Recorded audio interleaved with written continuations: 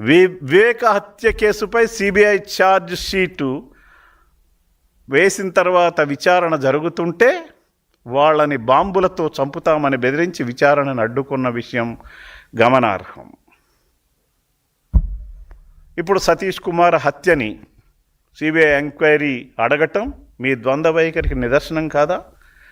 CBI enquiry అడుగుతూనే చంపేసిన విషయం నిజం కాదా? మీరు హత్య చేసిన విషయం నిజం కాదా?